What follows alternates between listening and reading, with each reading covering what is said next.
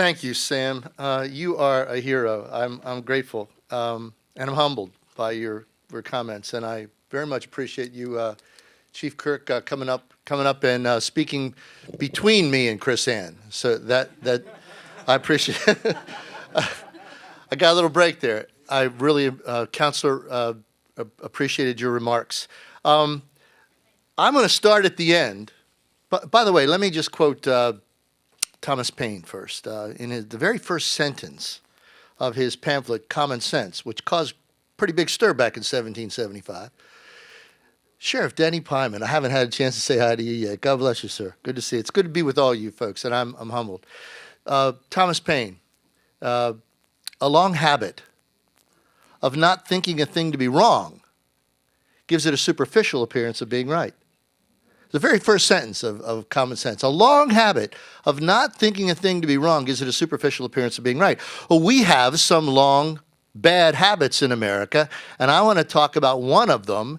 And one of them, as I say, I'm going to start at the end because I'm going to give you the final version of what I want to talk about. Here's your takeaway for today, because this is something we've forgotten in America. We've forgotten what law is and what law isn't, and we need to recover that. When a peace officer refuses to enforce an unconstitutional act, the peace officer is not breaking the law. He is enforcing and upholding the law. This is the end of my talk, okay? So I'm just giving it to you at the beginning. I'm going to try to unpack this a little bit and make this case for you in the few minutes that I have. But just in case I go over my time and get kicked off the stage here, I wanted to give you the end at the beginning. When a peace officer refuses to enforce an unconstitutional act, he's not breaking the law, but upholding the law. Okay. There is an American view of law and liberty and government. As a matter of fact, that's our website. We call our website The American View. We start it with a capital T because we say it's a proper noun. There is a particular American view. It is summarized, this is paraphrased from the Declaration, there is a God. Our rights come from him. This has been said by other speakers here and reiterated. Law and rights are part of his creation, right?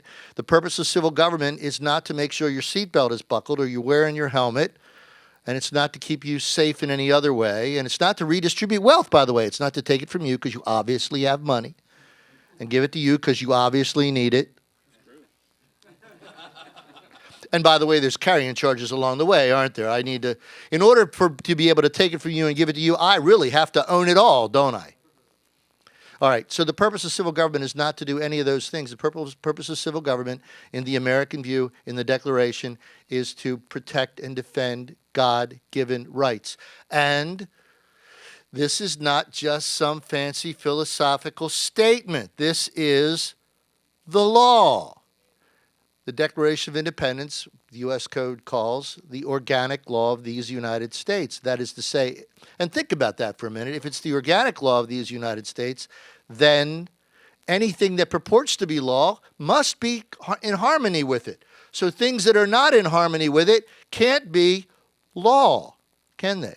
Might look like law, might smell like law, you might get punished for disobeying it, but we have to stop calling things law which are not law. And let me remind you what they said in the Declaration. This is a little word picture I use. This is the Declaration of Independence printed on, 4 pieces of paper, color-coded for your entertainment. These 3 pages are yellow because they represent just a list of complaints. 27 complaints against the king and parliament. And my suggestion to you is that they would have been lost to history. The whole document wouldn't be remembered. We wouldn't be talking about it today had it not been for this argument, this American view they made on the first page. Because if this is just a list of complaints, let me just ask you to think, if you've got 27 complaints against the king, but the king is the law.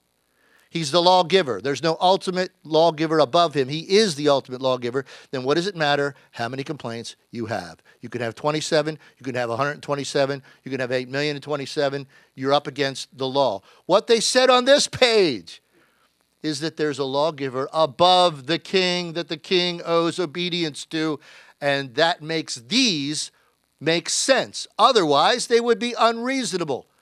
But they make sense because there's a lawgiver above the king, and the king's not paying attention to that lawgiver.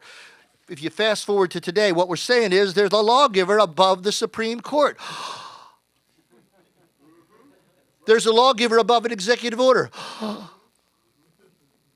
That those executive orders must be in harmony with in order to be law. As a matter of fact, in this list of complaints, you know what they called things like the Stamp Act, the Townsend Act, the T Act, what they call the Intolerable Acts? You know what they called those things?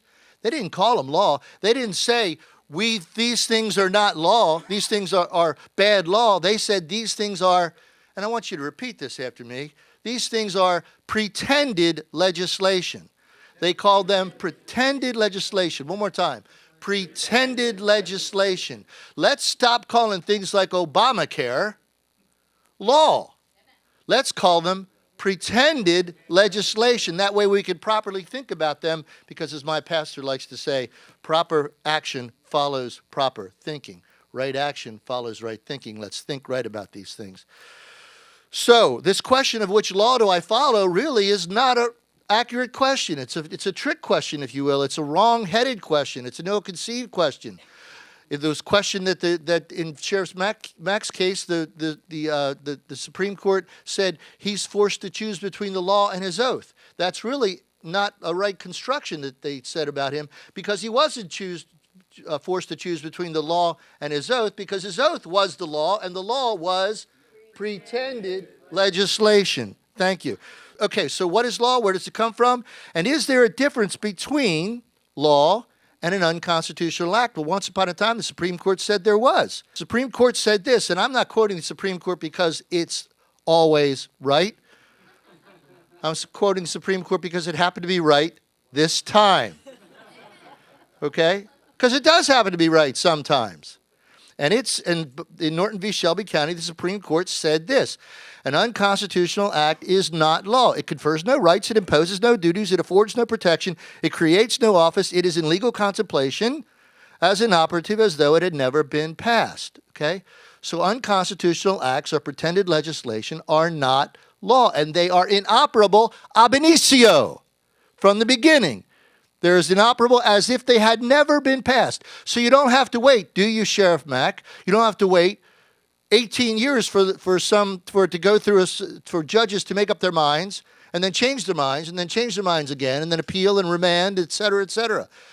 You take an oath not to what a Supreme Court justice says or any judge said. You take an oath as a peace officer to the Constitution. You are held accountable for knowing what it says and what it means.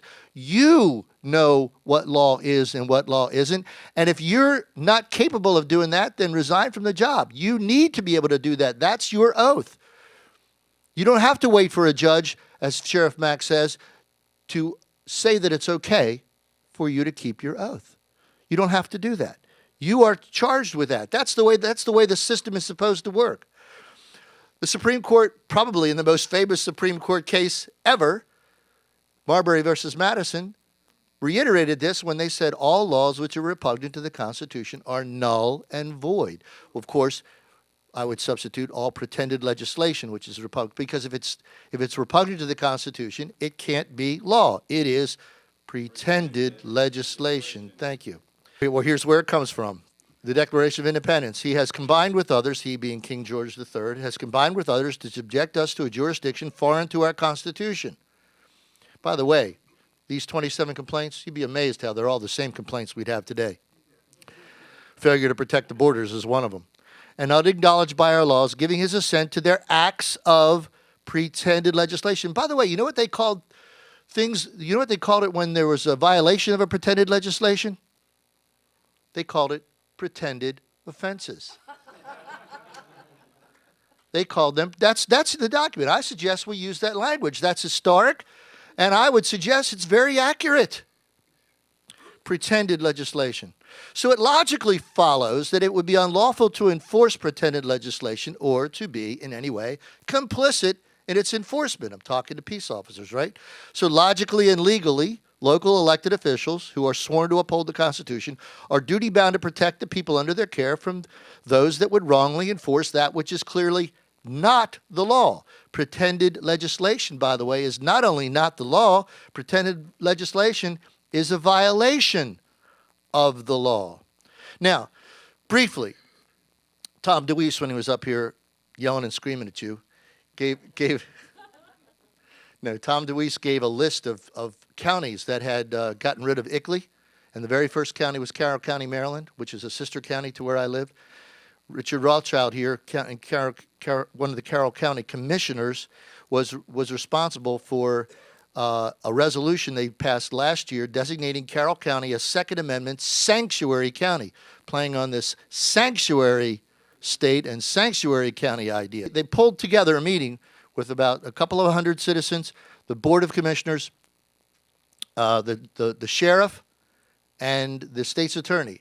And they said this Senate Bill 281, which is a gun grab bill in Maryland, passed in Maryland a couple of years ago, they said this bill does not apply in Carroll County, Maryland, because in Carroll County, Maryland, we recognize that it is pretended legislation because it violates the Second Amendment and it violates Article 6 of the Maryland Constitution. So they said, whereas the Second Amendment was adopted in 1791, blah, blah, blah, whereas the Supreme Court, they quoted Supreme Court cases. I wouldn't have done that.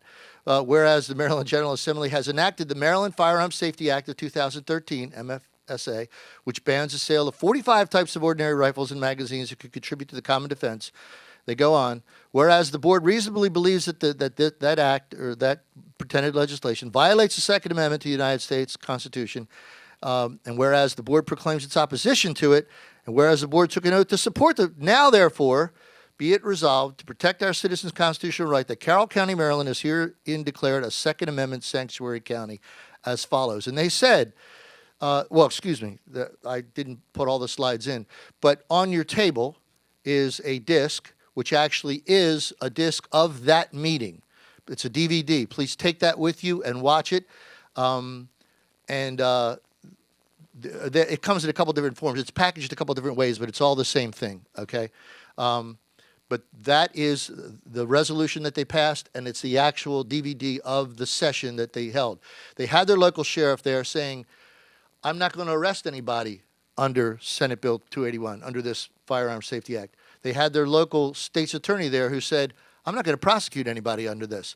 Part of their resolution was we're not going to use any county resources. You can't hold anybody in a county detention center. We're not going to use any cars, trucks, whatever. You're not going to use any county offices or office buildings to enforce this pretended legislation. So I want you to know that this is possible. Let me tell you that IOTC, I lost the slide here, but Institute on the Constitution, as Chief Kirk said, is dedicated to preparing courses of instruction that sheriffs and police departments, peace officers, can use to educate their officers and their sheriffs and their deputies so that they will understand what law is and what is not, those things which are law and those things which are pretended legislation, so that we can recover the American constitutional republic, and so we can stop this long habit that we have of not thinking these things to be wrong when they are. Thank you very much. Please take up.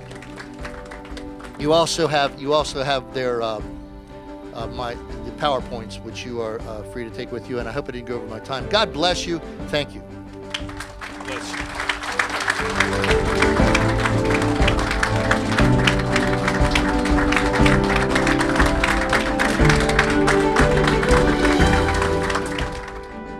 This is former Sheriff Richard Mack.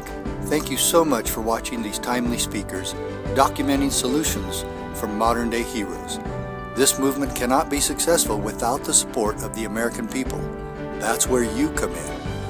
These conference videos prove that the work we are doing is absolutely making a difference. It is the solution. Donate today at CSPOA.org. Become a member of the CSPOA and strengthen our voice and stand with us for peace and liberty.